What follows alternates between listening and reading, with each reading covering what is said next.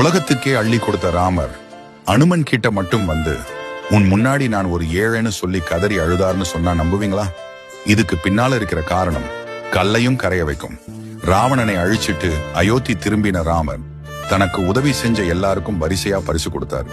சுக்ரீவனுக்கு மாலை, அங்கதனுக்கு தோள்வளை, விபீஷணனுக்கு அரசன் எல்லாம் கொடுத்தாரு. ஆனா ஒரு ஓரமா கைகட்டி வாய்ப்பொத்தி நின்ன அனுமனை ராமர் கண்டுக்கவே இல்லை. இத பார்த்த சீதைக்கே பொறுக்கல. ராமா, நம்ம உசுரையே மீட்ட அனுமனுக்கு ஏன் எதுவுமே தரலன்னு கேட்டாங்க. அப்போ ராமர் அனுமனை பார்த்து கண் கலங்கினாராம். அழுதுகிட்டே ராமர் சொன்ன வார்த்தை சபையையே அதிர வச்சது. அனுமனே, மத்தவங்க எல்லாரும் என் மேல இருக்கிற பாசத்துல உதவி செஞ்சாங்க. ஆனா நீ என் மேல இருக்கிற பக்தியில உன் உயிரையே துச்சமா நினைச்சு உதவி செஞ்ச. உன் கடனை அடைக்க இந்த 3 உலகத்திலையும் ஈடான பொருள் எதுவுமே இல்ல.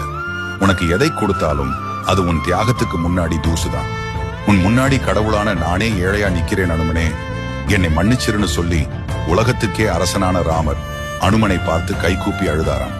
கடைசியில என்கிட்ட கொடுக்க நான் மட்டும்தான் இருக்கேன்னு சொல்லி ராமர் ஓடி போய் அனுமனை இறுக்கமா கட்டிப்பிடிச்சார்.